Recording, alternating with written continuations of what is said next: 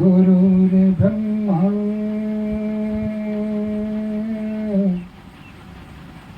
गुरुर्विष्णु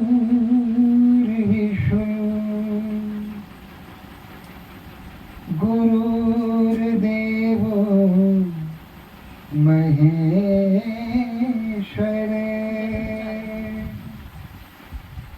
गुरुं साक्षात् परब्रह्म तस्मै श्री गुरुवे नमः।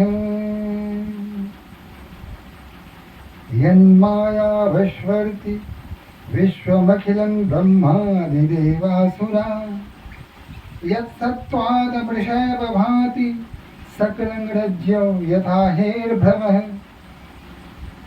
यत्पाद प्लवमेकमेव हि भवाम्बोधेऽस्ति तीर्षावतां वन्देऽहं तं शेषकारणपरं रामाख्यमीशं हरिं सुकृतसम्भूतन विमल विभूति मंजुल मंगल मोद प्रसूति जन मन मंजु मुकुल मलहरणी किए तिलक गुण गण बस करनी श्री गुरु पद रख मणि महल ज्योति सुमिरत दिव्य दृष्टि ही होती। एक बार बोलिए सियापति रामचंद्र की, पवन सुत हनुमान की, उमापति महादेव की, जगत जननी अम्बे की, वृंदावन बिहारी लाल की जय जय सीताराम।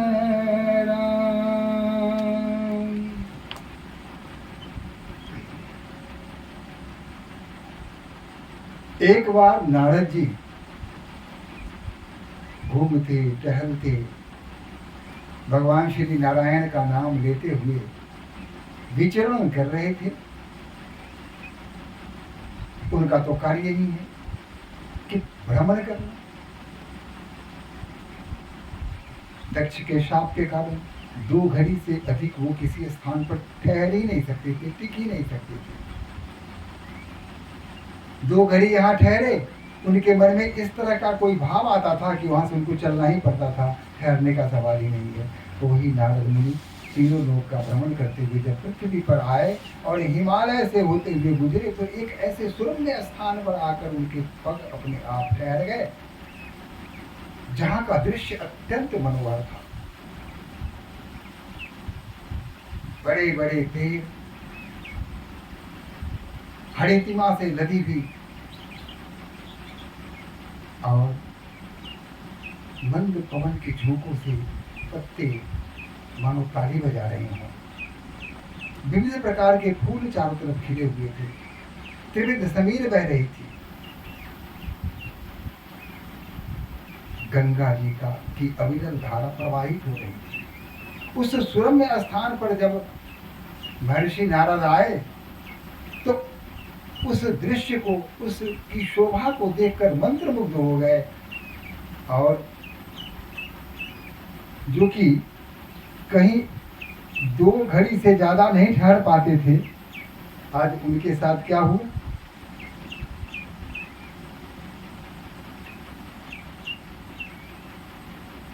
भूल गए, पता भी नहीं चला। शाप पता न कहाँ चला गया। राम भक्ति में इतने लीन हो गए कि उनकी आंखें बंद हो गई और अपने आप समाधि की स्थिति आ गई। अब हिमगिर गुहा एक अति पावनी, हिमगिरि गुहा एक अति पावनी, वह समीप सुर सरी सुहावनी। वहाँ गंगा जी की सुहावनी धारा प्रवाहित हो रही थी। आश्रम परम पुनीत सुहावा, वह आश्रम अत्यंत पवित्र और हर दृष्टिकोण से सुंदर उन्हें अच्छा लगा, मन भाया। देखी देव ऋषि मन अति भावा, और उसे जब देव ऋषि ने देखा तो उनका मन वहीं ठहर गया। फिर निरखी शैलगिरी विपिन विभागा, रमापति भयगु रमापति पद अनुरागा, सुरभित हरहि शाप बाधी, सुमिरित हरहि शाप गति बांधी। शाप की जो गति थी वो वहीं ठहर गई। वो जो शाप दिया था वो कि तुम एक दो घड़ी से अधिक किसी भी स्थान पर रुक ही नहीं सकते। तो दक्ष ने जो श्राप दिया था, शाप की गति वहीं अवरुद्ध हो गई। जहाँ भगवान श्री राम की कृपा हो जाती है वहाँ किसी प्रकार का शाप काम नहीं करता है, सारे वहाँ समाप्त हो जाते हैं। वहाँ बिल्कुल शांति होती है, स्थिरता होती है, भक्ति होती है, स्वतंत्रता होती है, स्वच्छंदता होती है। वहाँ किसी प्रकार का किसी प्रकार की बाधा नहीं होती। वहाँ निर्बाध गति से सब कुछ चलता रहता है, प्रकृति अपना काम करती रहती है। शाप की गति वहाँ अवरुद्ध हो गई और सहज विमल मन लागी समाधि। हृदय जो पवित्र था महर्षि नारद का, अचानक समाधि की स्थिति में आ गए, बस खो गए। और वहीं समाधि की स्थिति में आकर समाधि की अवस्था में बैठ गए, खो गए, भगवान में विलीन हो गए मानसिक रूप से। अब जब इधर नारद जी समाधि की स्थिति में आए तो इंद्र भगवान को बड़ा दुख हुआ।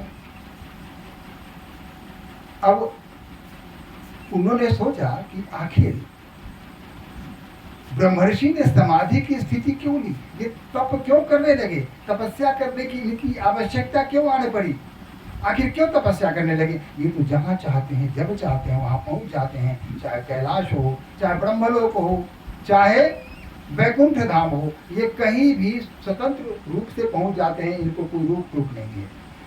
जब सभी देवताओं से, सारे ईश्वरों से ये सहज ही मिल जाते हैं तो आखिर समाधि में जाने की स्थिति क्यों उत्पन्न हुई, ये क्यों समाधि में गए।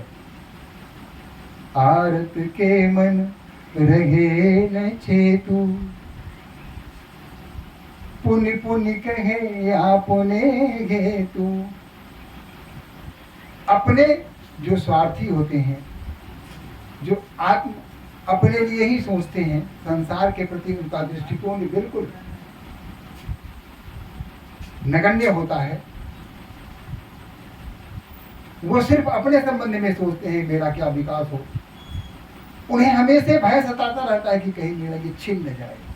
आज जो मुझे सुख मिल रहा है, आज मेरे पास जो धन है, दौलत है, मान है, प्रतिष्ठा है, ये सब कहीं मेरे हाथ से चला न जाए।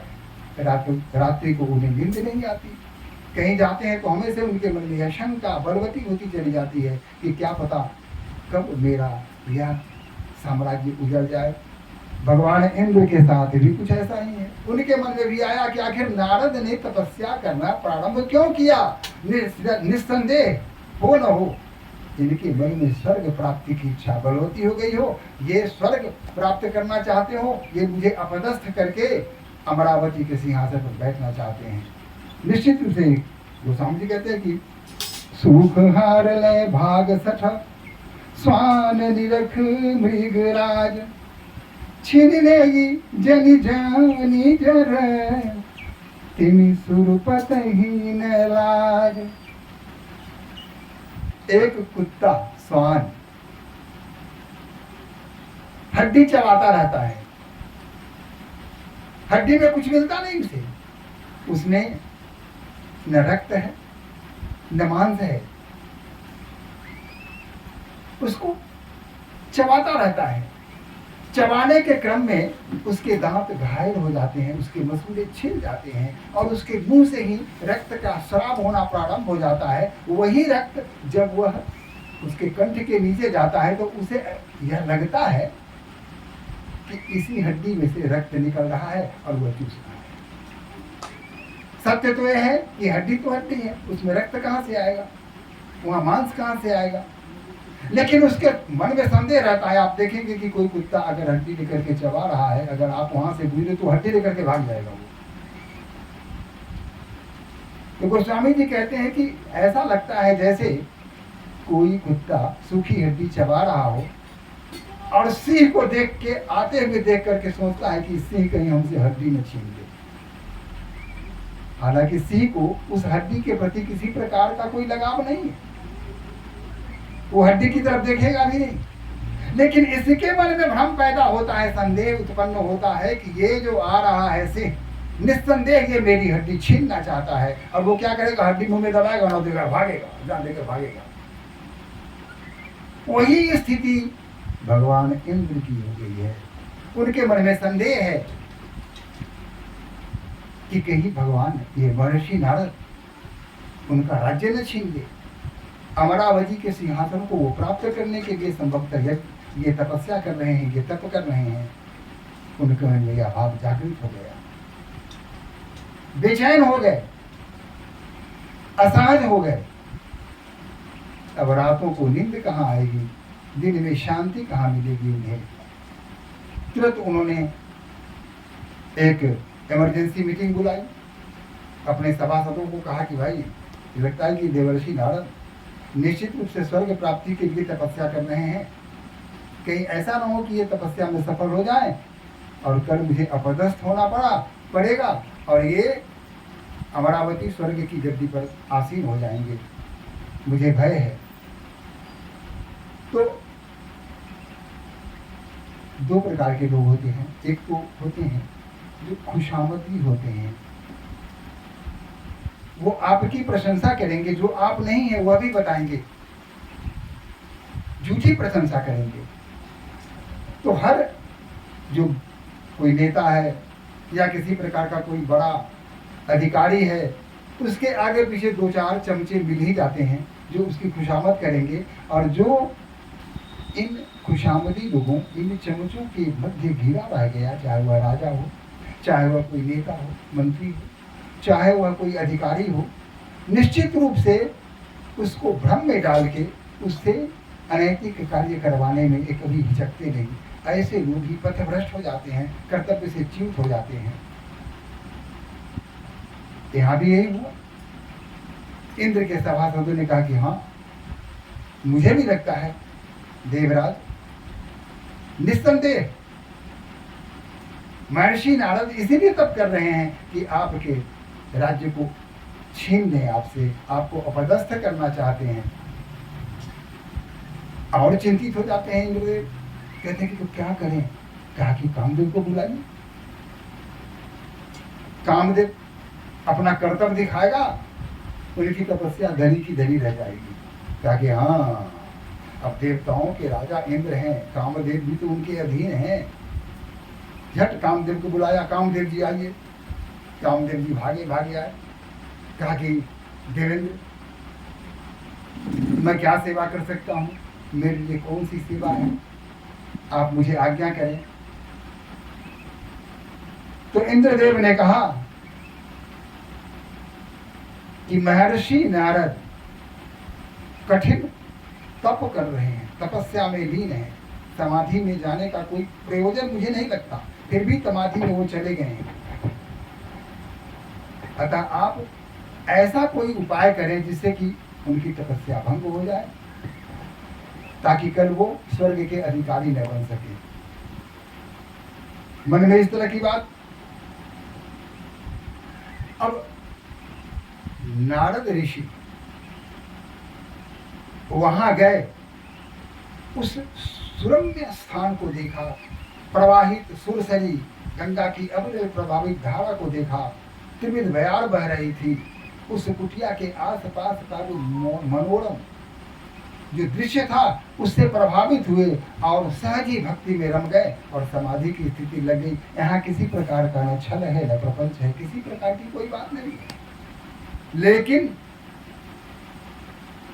जिनके मन में कटुता होती है, जिनके मन में भय होता है, जो सदैव अपनी चिंता में व्यस्त रहते हैं, जो कर्तव्य से च्युत होते हैं, जो अपने कर्तव्य के प्रति पूरी तरह समर्पित नहीं होते, जो येन केन पराक्रेन समृद्धि प्राप्त करना चाहते हैं, सत्ता प्राप्त करना चाहते हैं, ऐसे लोग हमेशा भयभीत रहते हैं कि क्या पता कोई हमसे सत्ता कल छीन न ले।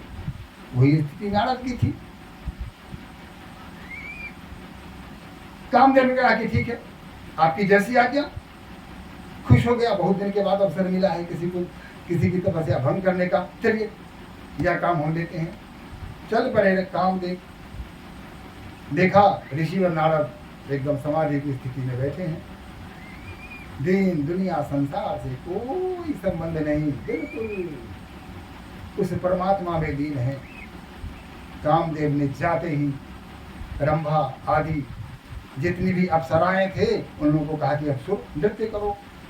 तो मधुर मधुर बाजे बजने लगे, संगीत प्रारंभ हो गया और रंभा इत्यादि जो स्वर्ग की अप्सराएं थी वो चारों तरफ नृत्य करने लगी। लगातार चलता रहा, कामदेव बाण पर बाण चलाते रहे, लेकिन महर्षि नारद का ध्यान भंग नहीं कर सके। कई दिनों तक लगातार प्रयत्न होता रहा, लेकिन कामदेव यहां असफल रहा। अपने प्रयोजन को निष्फल देखकर कामदेव का अहंकार टूटा और उसने हाथ जोड़ दिए। हाथ जोड़ के कहा कि हे ब्रह्मर्षि, आप सचमुच महातपस्वी हैं, मैं आपके ध्यान को भंग नहीं कर सका। आप सचमुच महातपस्वी हैं, मुझे क्षमा करें। मधुर वचन सुनने से उनका ध्यान भंग होता है, समाधि से बाहर आते हैं, आंख खोल के देखते हैं, कहते हैं मनमत आप यहाँ कैसे? तो कामदेव ने अपनी सारी बात बताई कि ऐसी ऐसी बात है, ये देवराज इंद्र की आज्ञा अनुसार मैं आपका तप भंग करने आया था।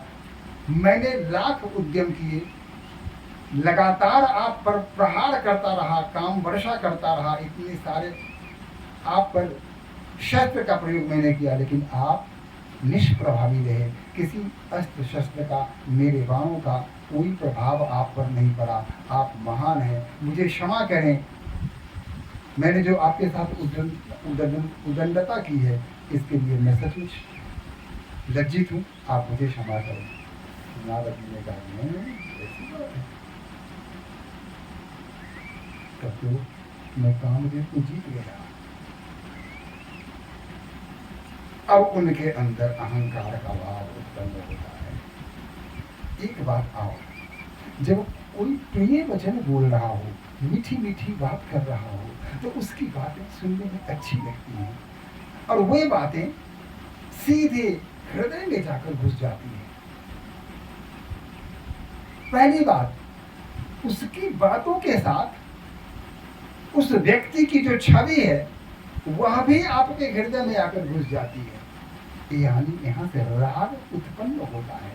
उस व्यक्ति विशेष के प्रति आपके हृदय में एक विशिष्ट प्रकार का भाव उत्पन्न होता है, जिसे अनुराग कहते हैं, एक लगाव कहते हैं, एक खिंचाव कहते हैं, आकर्षण कहते हैं। उसके प्रति आप सहज ही आकर्षित हो जाते हैं और वो अब एक तरह से आप उसके धीरे धीरे गुलाम बन जाते हैं, क्योंकि उसकी प्रत्येक बातों पर आपको विश्वास होने लगता है कि वो गलत नहीं कहेगा, बहुत ही अच्छा आदमी है।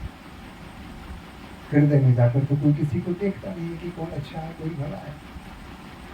मधुर वचन बोला, ठीक है, सत्यम बुरियात प्रियम बुरियात, अच्छी बात है, सत्य बोलिए, प्रिय बोलिए, नौ बुरियात सत्यम अप्रियम, लेकिन जो सत्य हो और अप्रिय हो उसे भी मत बोलिए। लेकिन यहाँ तो आरत के मन रहे न चेतु, पुनि पुनि कहे आपने हेतु, सिर्फ अपने लिए सोचता है। कामदेव ने इतने सारे शस्त्र के प्रयोग किए, बाणों की वर्षा कर दी, लेकिन महर्षि नारद के तप को भंग नहीं कर सके। लेकिन अब अपनी मीठी बातों से, मधुर बातों से, विनम्र बातों से उनके घर में, उनके हृदय में अपना स्थान बना लिया। अब कामदेव महर्षि नारद को अच्छे लगने लगे। अब कामदेव जिसके हृदय में घुस जाएगा फिर क्या होगा, भगवान ही उसका मालिक है। अब कामदेव की बातों के साथ कामदेव जी उसके हृदय में जाकर विराजमान हो गए। कहा कि बहुत ठीक क्या है। फिर उन्होंने सोचा कि मैं तो सामान्य व्यक्ति रहा हूं, मैं तो विशिष्ट हो गया। कामदेव को पराजित करने वाले तो एक शिव हैं। शिव के अतिरिक्त तो कामदेव को कोई पराजित नहीं कर सका, भस्म ही कर दिया। लेकिन एक बात में मैं शिव से थोड़ा आगे निकल गया हूं। वो क्या? तो तपस्या करने के पश्चात कामदेव का कोई प्रभाव उन पर नहीं पड़ा, लेकिन शिव क्रोध में आ गए थे और तीसरे नेत्र खोल करके कामदेव को भस्म कर दिया था। मैं तो क्रोध में नहीं आया, अतः मैं शिव से भी श्रेष्ठ हूं। आओ, मन में फूल खिलने लगे, अहंकार ने जन्म लिया, काम ने अंदर से उत्तेजित किया और अपनी स्थिति को भूल गए कि महर्षि नारद हैं। वो तो सोचने लगे कि भाई ब्रह्मा विष्णु महेश, तो उसमें एक नारद का भी नाम जुड़ जाएगा। ये त्रिदेव हैं तो चतुर्देव हो जाएंगे, और क्या। कुछ इस तरह की बातें उनके मन में आई। फिर सोचा कि चलो भगवान शिव से मिलते हैं, बताते हैं उनको। बस चल पड़े, उठाया बिना कैलाश चल पड़े। भोले बाबा ने जब इन्हें देखा, भोले बाबा के सामने इन्होंने दंडवत किया। भोले बाबा ने कहा कि आइए आइए देवर्षि, कहाँ भूल चले, कैसे हैं आप, क्या समाचार है आपका। नारद ने कहा मत पूछिए जी, हालत बहुत बुरा है। भगवान शिव ने कहा कि क्या हुआ, आपकी स्थिति बुरी क्यों हो गई। आप तो हमेशा आनंद में रहने वाले, नारायण नारायण करके भगवान के गुणों में व्यस्त रहने वाले, भजन कीर्तन करने वाले। कहा कि हाँ सो तो ठीक है, अभी अपनी बात कहने के लिए योजना बना रहे हैं कि कैसे शिव को बताएं। शिव त्रिलोक और तीनों काल को जानने वाले, उनसे भला कौन सी बात छुपी है, तो सब जानते थे। लेकिन फिर भी ऊपर से कहा कि हाँ तो बताइए आखिर कारण क्या है, आप अशांत हैं, इस अशांति का कुछ तो कारण होगा।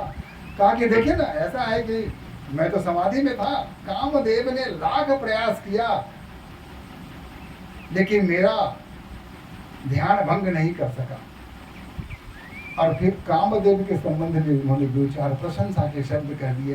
कामदेव बहुत विनम्र है, उसने स्वयं आकर के मेरे सामने सर झुका के हाथ जोड़ के क्षमा मांगी, मैंने उसे क्षमा कर दिया। यानी कहना चाह रहा है कि आपने कामदेव को क्षमा नहीं किया। इस पॉइंट पर हम आपसे आगे हैं। आपने कामदेव को भस्म कर दिया था, अब मैंने क्षमा कर दिया। तो भगवान शिव ने कहा कि अब क्या शुरू हो गए कामदेव की बात। आप जैसे जो महर्षि हैं उनके मुख से कामदेव वगैरह की बातें अच्छी नहीं लगती। अरे कुछ कथा सुनाइए, हरी चर्चा कीजिए।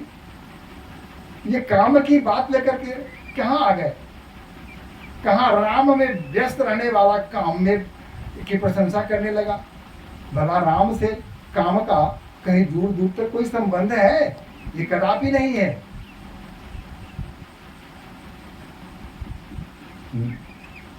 आप आइए भगवत चर्चा करते हैं। नारद ने सोचा बुढ़वा जल गया, शिव जल गए, क्योंकि इनसे मैं कुछ आगे निकल गया। कामदेव को भस्म करके ये अपने आप को महायोद्धा समझ रहे थे। मैंने कामदेव को क्षमा करके उससे भी आगे का काम कर दिया। शिव सब समझ रहे थे। कहा कि देखिए एक बात नारद जी, महर्षि नारद, आपसे एक प्रार्थना है। मेरे यहाँ आए, आपने सारी बातें बताई, मैंने सुन ली, लेकिन श्री हरि के पास इस बात को लेकर मत जाइएगा। भूल से भी इसकी चर्चा वहां मत कीजिएगा, नहीं तो आप संकट में पड़ जाइएगा।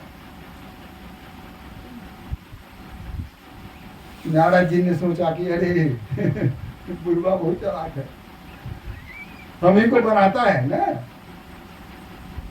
चारों तरफ अपनी बात फैला दी कि मैंने कामदेव को भस्म कर दिया, कामदेव को जीत लिया, इसलिए महादेव बन गए। अब मैं जब इस बात को प्रचार नहीं करूंगा, लोग जानेंगे नहीं कि मैंने कामदेव को पराजित कर दिया, उसे क्षमा कर दिया, तब तक लोग मुझे मानेंगे कैसे? जो जानेगा वही तो मानेगा। इनको जान गया इसलिए लोगों ने मान लिया, मुझे लोग नहीं जानते हैं इसलिए मुझे नहीं मानते हैं। अब मुझे यह काम स्वयं करना पड़ेगा, मुझे जनाना पड़ेगा। भगवान शिव ने फिर कहा, मैंने जो आपको सीख दी है, सलाह दी है, इस पर थोड़ा विचार कीजिएगा। श्री हरि के पास यह झंझट लेकर मत जाइएगा, नहीं तो फंस जाइएगा। वहां तो बात बना के चल दिए। कहा क्या, हाँ आप ठीक कहते हैं, नहीं जाएंगे, लेकिन बड़ी मन का हमको आप मूर्ख समझते हैं क्या है? खैर उस दिन तो नहीं गए, ब्रह्मलोक चले गए। वहां जाकर ब्रह्मा वगैरह इत्यादि इन लोगों से मिल करके अपनी बातें बताई।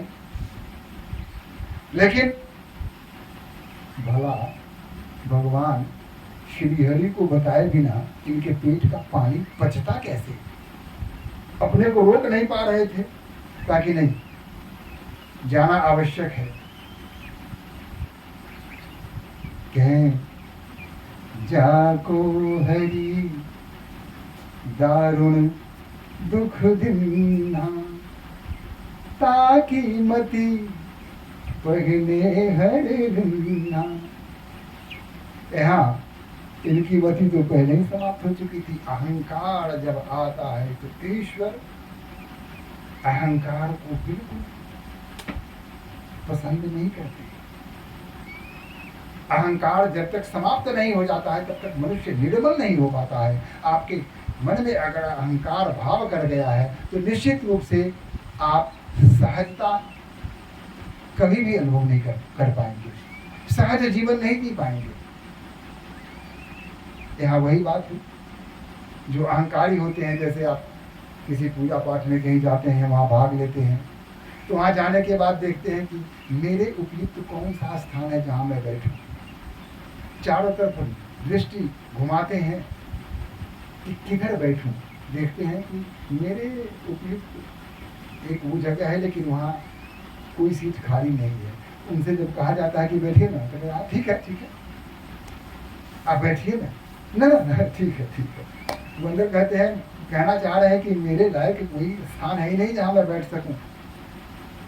मैं इतना प्रतिष्ठित हूँ, मेरी प्रतिष्ठा के अनुरूप कोई स्थान आपने रखा ही नहीं है, मैं बैठूं कैसे? इसलिए वो खड़े रहेंगे। ये जो घर वाले हैं या यज्ञ करता है, वो बार बार अनुरोध करेंगे, उनके अनुरोध को स्वीकार नहीं करेंगे। ना ठीक है, आप चिंता मत कीजिए, ठीक है हम खड़े ठीक हैं, तो बार बार यही करके देंगे, बैठेंगे नहीं।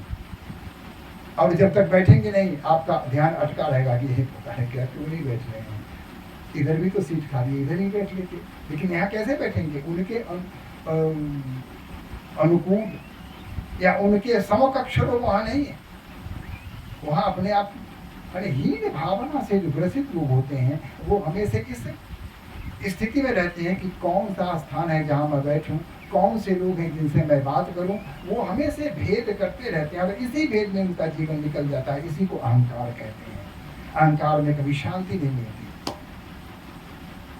ब्रह्म में पैदा है, कामदेव ने अपना कर्तव्य दिखा दिया, नारद जी विचलित हो गए। मन में अकुलाहट है कि अब जल्दी जाए और श्री हरि को अपनी बात बताएं। तो आज इतना ही। कल श्री हरि से महर्षि नारद मिलने जाते हैं, इसकी चर्चा करेंगे। आइए।